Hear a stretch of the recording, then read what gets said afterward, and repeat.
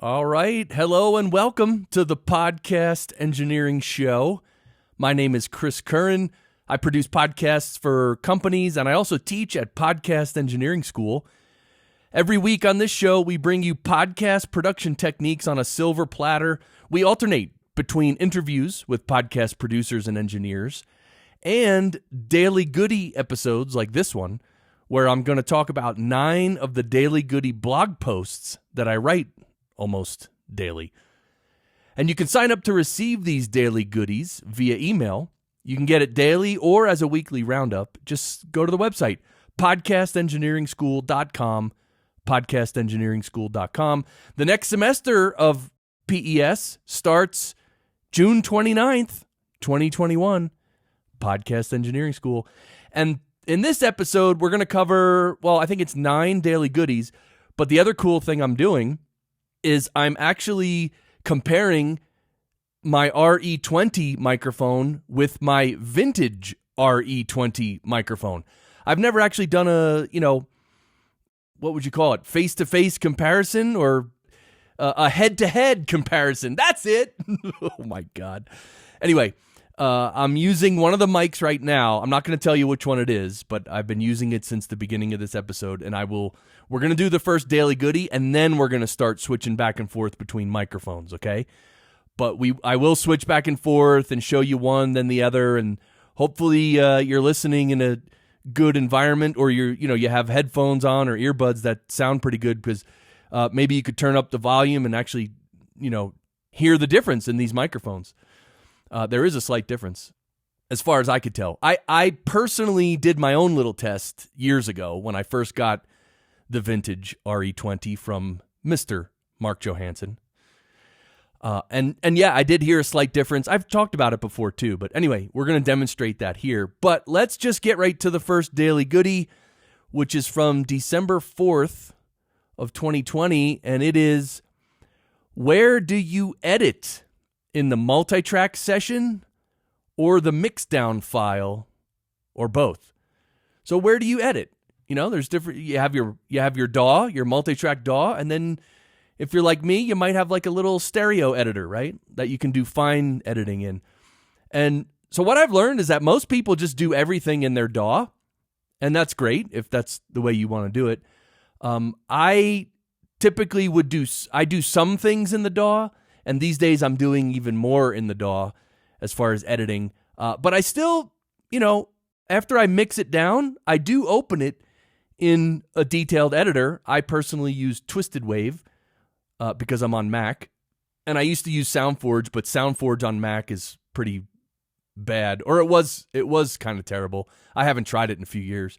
Maybe they've gotten better. But anyway, I do a little bit of editing in the DAW, and I do a little bit more editing in the, the stereo editor. I call it a stereo editor.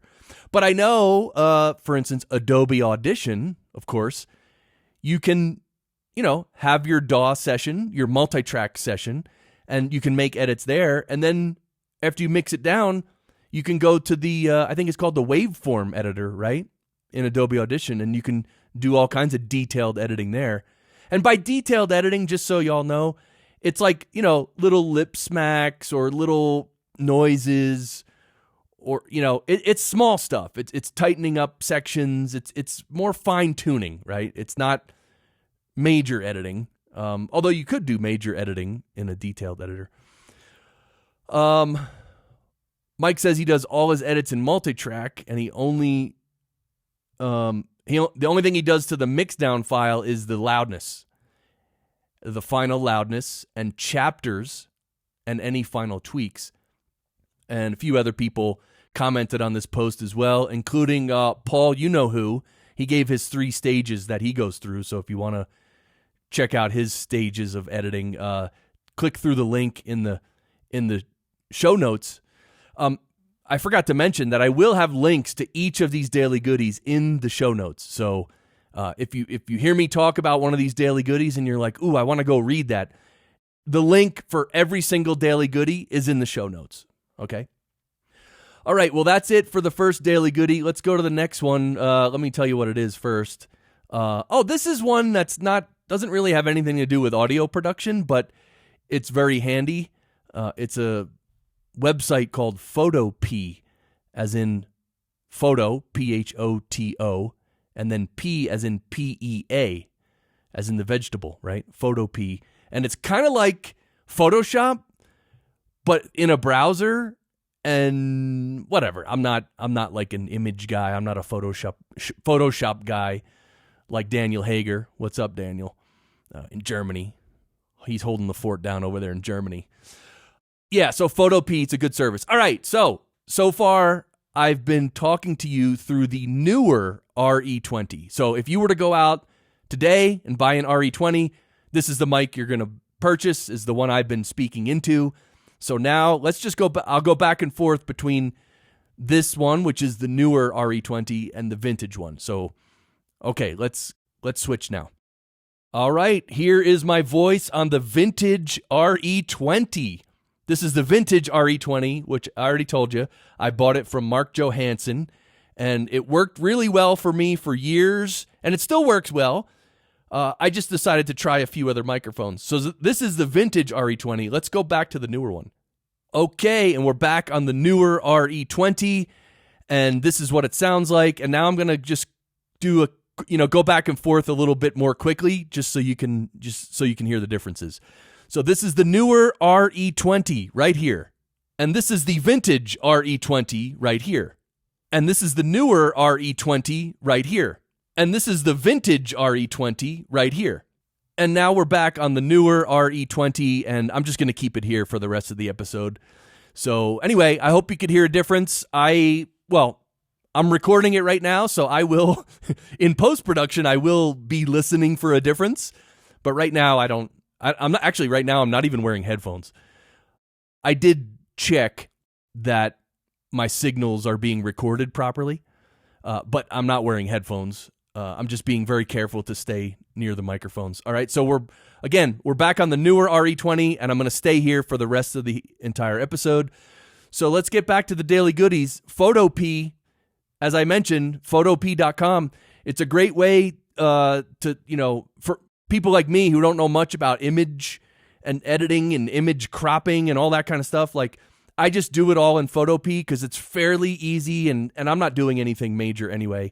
And the only reason I put this as a daily goodie is because when you're podcasting, or when your clients are podcasting, like, a lot of times you want to create like maybe a custom thumbnail for each episode. Like, maybe you want to put your guest's picture in there and the episode number, and come up with like a little marketing image, right, for a specific episode. And maybe you do that for every episode already, I don't know. But for me, the way I perform all those photo edits is with PhotoP. So that's all I wanted to mention. That's the only reason I'm mentioning PhotoP. It's a good resource for me, so I thought maybe some of you might enjoy it. Next daily goodie is the Fletcher-Munson curves. Yeah, the Fletcher-Munson curves. I link to the Wikipedia post and more information in my daily goodie here.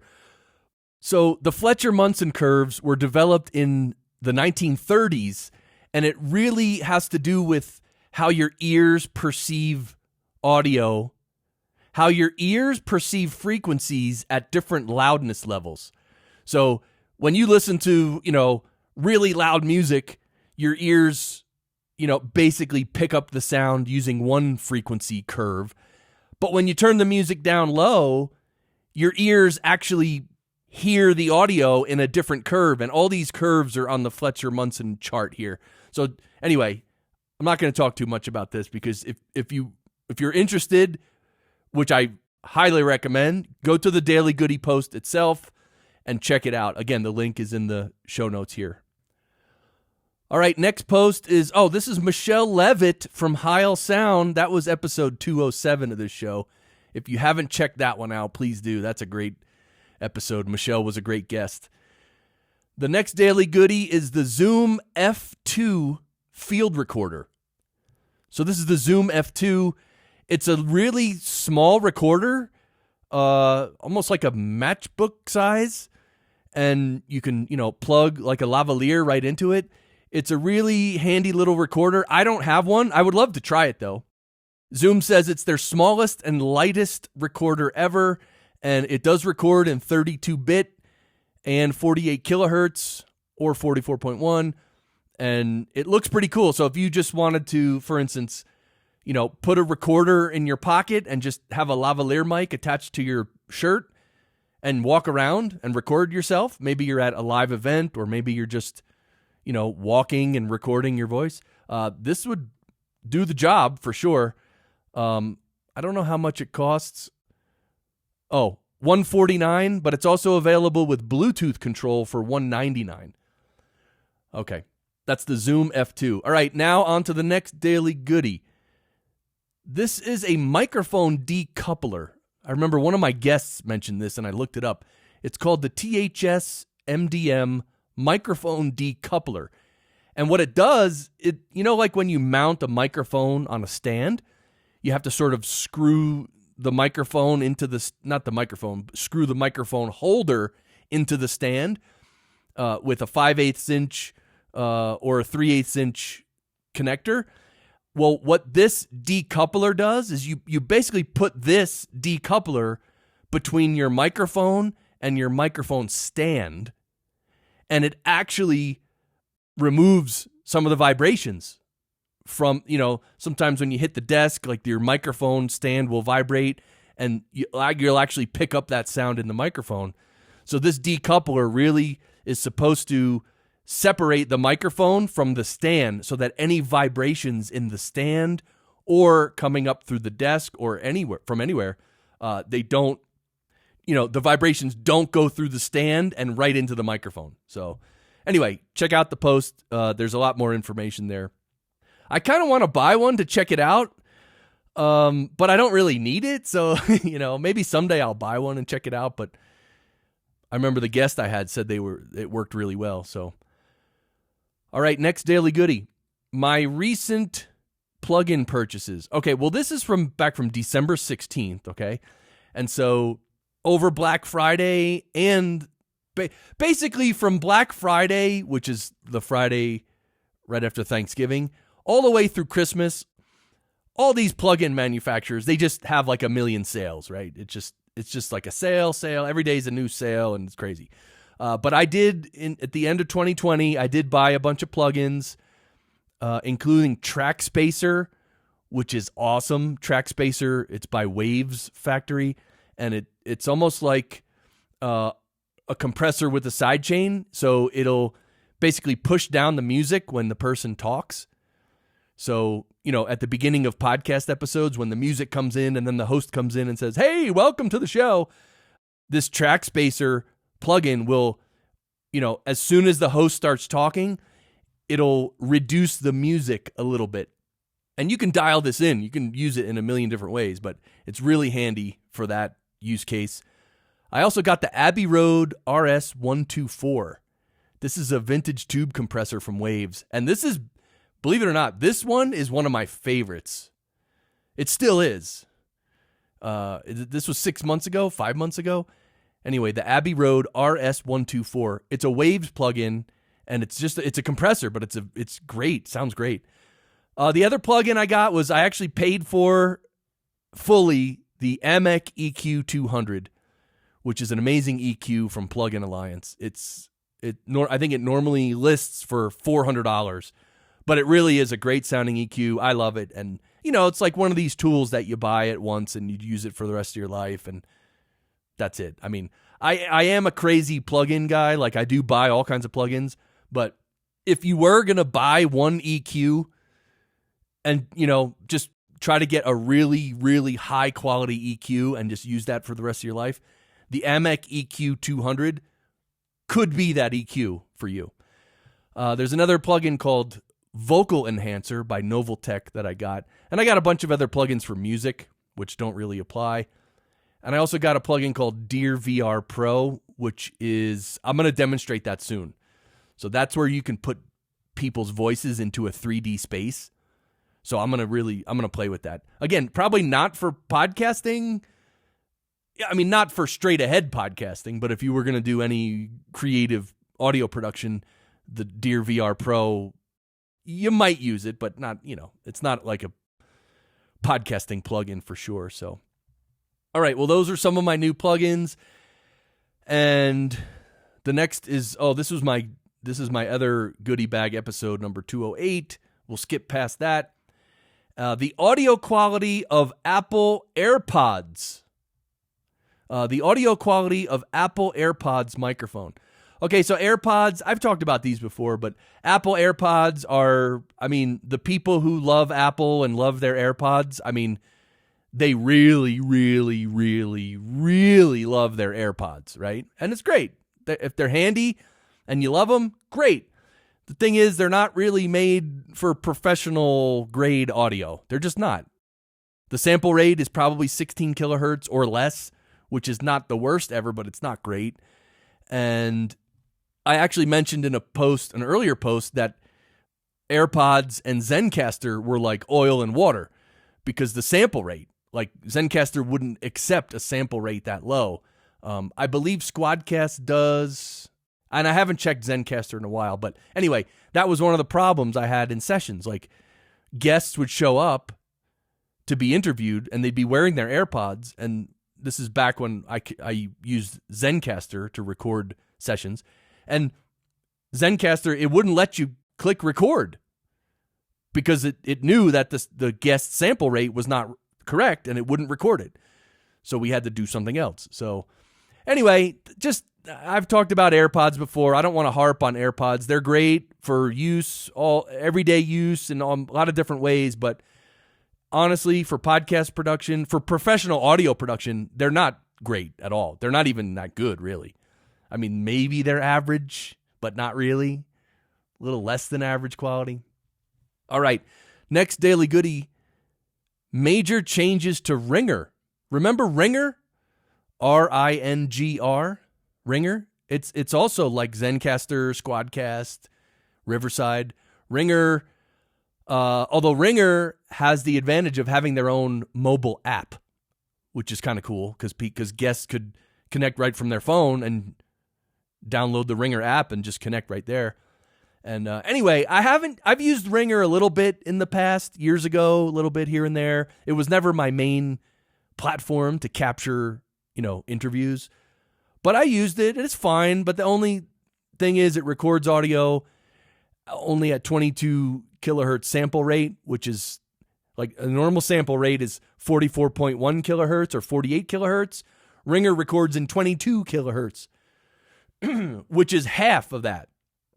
So RINGR does not capture frequencies above 11 kilohertz, which is, again, in terms of professional audio, that's a deal breaker right there. That's not good. That's no good. That's not happening. That's actually the main reason why I never used RINGR. But apparently, back in December, they sort of revamped and overhauled a few things. And anyway, I'm kind of interested. Do any of you use RINGR to record podcast episodes? I'd be interested to hear from you. All right, and then this is is this the last Daily Goody? I think it is. This is the last daily. How did we go through all those Daily Goodies so fast? I don't know. All right, this one is called low-level compression. Low-level compression. Okay, and this term I had never heard before, all right? I've been in professional audio since 1992, and I've never heard the term low-level compression. I heard a lot of different types of compression, but never low-level. And so what this refers to is a couple Waves plugins, all right? Waves makes a plugin called Max Volume, and they make a plugin called MV2. And these plugins they're compressors, but they work a little different. It's almost like there's two compressors. One, it pushes down the loud parts like a normal compressor does, right? If the level passes the threshold, the plugin will push the level down. That's what compressors do. But the MV2 and Max Volume, they have this low-level compression, which takes the signal that's not as loud, right? The really lower level signal, and pushes it up. So FabFilter calls a similar process upward compression. So it's like you take the low, like when people mumble, if people mumble and it's barely audible, this type of low-level compression will bring up their mumble to a level where you can still hear it. So in a way, it's similar. Well, not similar, but you can perform the same kind of processing using Vocal Rider, the plugin from Waves, Vocal Rider. It kind of does a similar thing, but it's a little different. But anyway, this MV2 plugin, okay, I've seen a bunch of people using it, and I really wanted to try it. I actually did buy it a while back, but I literally never used it. So in this very episode, I recorded, the two different microphones to show you the difference between the vintage RE20 and the newer RE20. And I'm not going to process the audio at all besides that. I'm not going to use EQ or anything. I'm not going to use any plugins, but I will use the MV2 plugin. I want to try this plugin, okay? And I hope it doesn't mess with the sound too much. It shouldn't. I'll use it gently, but I do want to use it. Because especially for my voice, when I record myself raw, like I have these loud peaks when I say something loud, and then I do tend to not mumble too bad, but I do, at the end of sentences, I can sort of, start to talk at a much lower volume like that. And then I get loud, and so I'm a very dynamic speaker, and so I will use the MV2 in this episode just a little bit. And that's it. So I hope you enjoyed this. I definitely appreciate you listening. I'm happy about the community we're building around this podcast. And if you're not familiar or if you're not aware, we are growing a community over on Locals called the Podcast Production Community. And you should go over there and join. It's free. It's podcastproduction.locals.com. podcastproduction.locals.com. And the way the platform works is you can join for free. You can see everything. You can see my videos. You can see the posts, and other people are posting as well. But in order to support the community, you can pay $5 a month to support the community. And it's only when you support the community that you're able to comment and post yourself. So if you're not ready to spend $5 a month, that's fine. Just go join and watch all the read all the posts, watch all my videos, and if you have any questions, just reach out to me another way. Reach out on social, or even through my website, the podcastengineeringschool.com website. There's a contact page. You can reach out to me anytime, but definitely join the Locals group.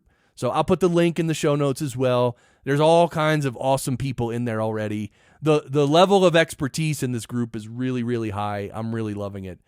So check out that group. The link is in the description, the show notes. So that's it for this episode. Next week, not next week, because I've been posting episodes every 2 weeks these days. I don't know. For 2 years, I posted every week, and it was great.